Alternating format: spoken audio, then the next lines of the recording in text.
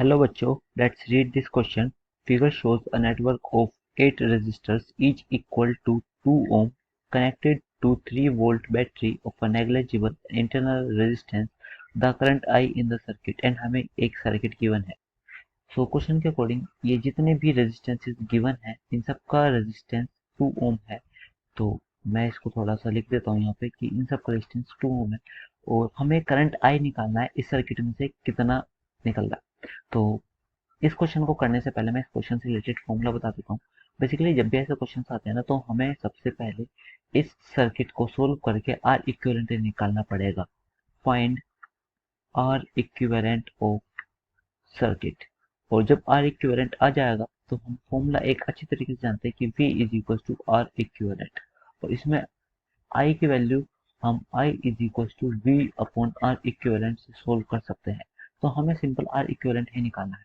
और अब मैं इस चीज को दिखाऊं तो व्हीटस्टोन ब्रिज के कंसेप्ट से मैं ये कह सकता हूँ कि BE basically B and E और C एंड F इनमें से कोई करंट पास नहीं होने का. बिकॉज जो ये रेजिस्टेंसेज है AE और AB के बीच 2 ओम और ये BC एंड EF के बीच, तो इसकी वजह से जो BE है इसमें से करंट फ्लो नहीं होगा. सेम चीज CF के साथ जो राइट साइड और जो लेफ्ट साइड रेजिस्टेंसेस है उनका रेशियो सेम है, तो इसलिए CF में से भी कोई करंट फ्लो नहीं होगा.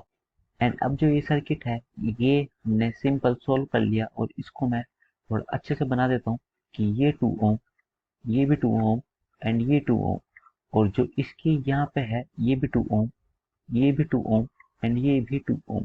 तो इसको हमें सोल्व करना है. बेसिकली अब ये जो है ये आपके पैरेलल में आ चुके हैं. ये रेजिस्टेंसेस आपके पैरेलल में है और सबके रेजिस्टेंस 2 ओम है. तो जो ऊपर वाले हैं इसके 6 ओम हो जाएगा और जो नीचे वाले हैं सम इनका 6 ओम हो जाएगा. और ये 6 ओम पैरेलल में है. तो मैं इसको नेक्स्ट पेज पर सोल्व करता हूँ. सो आपके जो ये 6 ओम है ये दोनों पैरेलल में है 3 वोल्ट की बैटरी से ये जो सर्किट बन रहा है. तो ये 6 ओम और ये 6 ओम, ये 3 वोल्ट और इन दोनों का जो 6 वोल्ट का आर इक्विवेलेंट आ जाएगा वो आ जाएगा 6 इंटू 6 अपॉन 6 प्लस 6. तो फिर ये आपका आ जाएगा 3 ओम.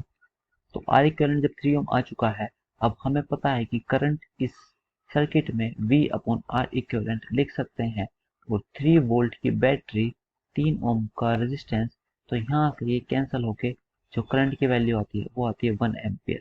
तो अब अपने ऑप्शंस को चेक करते हैं. सो जो हमारा डी ऑप्शन है which is 1 ampere, this is the correct option. I hope you all understood. Thank you so much. Take care.